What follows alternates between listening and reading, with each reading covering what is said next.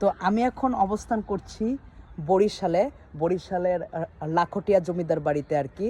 তো আমার ঢাকা থেকে বরিশাল আসতে খরচ হয়েছে ৩০০ টাকা।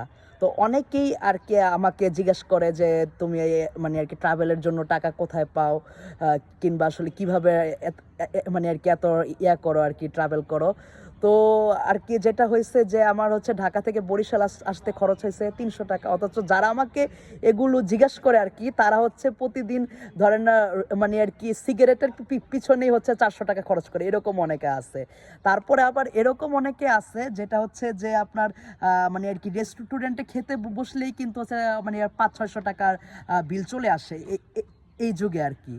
তো আসলে ভ্রমণটা মানে আর কি এক্সপেন্সিভ কিছু না, ভ্রমণটা হচ্ছে যে মানে আর কি নিজের ইচ্ছার উপর আর কি। আপনার যদি মানে ইচ্ছা থাকে সেক্ষেত্রে হচ্ছে যে আপনি চাইলে মানে ভ্রমণ করতেই পারবেন। আপনার যদি সেই ইচ্ছা থাকে এবং মানে আর কি যদি একটা প্রতিজ্ঞা থাকে যে আপনি হচ্ছে ভ্রমণ করবেন, সেক্ষেত্রে আর কি ভ্রমণ করা কোনো মানে আসলে মানে বিশেষ কোনো আর্থিক কোনো মানে আসলে ফ্যাসিলিটির কোনো দরকার হয় না। হ্যাঁ, এটা ঠিক যে অর্থ অবশ্যই দরকার, কিন্তু তাই বলে মানে আসলে কি জানি বলে, শুধু যে অর্থই দরকার তা না, ইচ্ছাটাও দরকার আর কি। যদি ইচ্ছা থাকে তো তাহলে চাইলে আমার মতো করে এভাবে মানে বাজেট টোরও দিতে পারবেন। আর আপনারা বেশি বেশি করে ভ্রমণ করুন।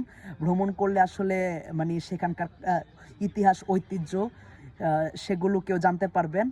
এবং মানে আসলে আমাদের মানে আর কি মহান আল্লাহ তাআলার সৃষ্টিও নিজ চোখে দেখতে পারবেন।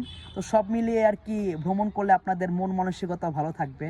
তাই মানে সাজেস্ট একটাই, ভ্রমণ করুন, বেশি বেশি করে ভ্রমণ করুন।